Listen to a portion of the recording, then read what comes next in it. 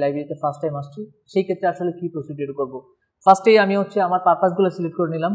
আমি হচ্ছে ডিফারেন্ট টাইপের পারপাস, আমি এখানে 3টা পারপাস সিলেক্ট করলাম যে 3টা পারপাসের জন্য আমি লাইব্রেরিতে আসছি। ওইটা সিলেক্টের পর আমি নেক্সট দিলাম। নেক্সট দিয়ে আমি যেহেতু গেস্ট ইউজার, আমি গেস্টের পার্টটা সিলেক্ট করলাম, করে নেক্সট দিলাম। গেস্টের দেওয়ার পরে দেখা গেলো কিছু ইনফরমেশন লাগবে, যেহেতু আমি গেস্ট ইউজার। ইনফরমেশনগুলো হচ্ছে আমার নাম, আমার ফোন নাম্বার এবং হচ্ছে আমার একটা ইমেল অ্যাড্রেস। তো আমি আমার ইনফরমেশনগুলো দিচ্ছি।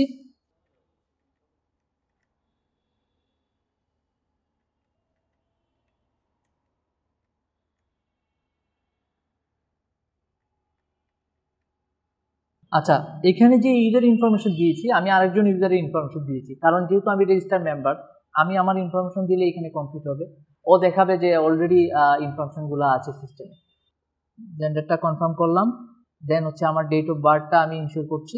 তারপরে একটা অপশন আছে যে আমি রেজিস্টার ইউজার হতে চাচ্ছি কিনা। এখান থেকে যদি রেজিস্টার ইউজার হতে চাই, দেন হচ্ছে একটা প্রসিডিউর আমি ইয়েস দিয়ে রাখবো। এই গেস্টেজ ইনফরমেশন দিয়ে আমার সিস্টেমে রেজিস্ট্রেশন হয়ে যাবে। আর যদি না আমি রেজিস্টার ইউজার হতে চাচ্ছি, শুধু গেস্ট ইউজার হিসেবে ইউজ করতে চাচ্ছি, তাইলে হচ্ছে নো দিয়ে আমি স্কিপ করবো। তো আমি গেস্ট ইউজার হিসেবে আপাতত রেজিস্ট্রেশন করতে চাচ্ছি। পরবর্তী সময়ে আমরা রেজিস্টার ইউজারের পার্টটা দেখাবো। আমি আমার গেস্ট ইনফরমেশন দিয়েছি, ইনফরমেশন দিয়ে আমি আমার টোকেনটি নিয়েছি।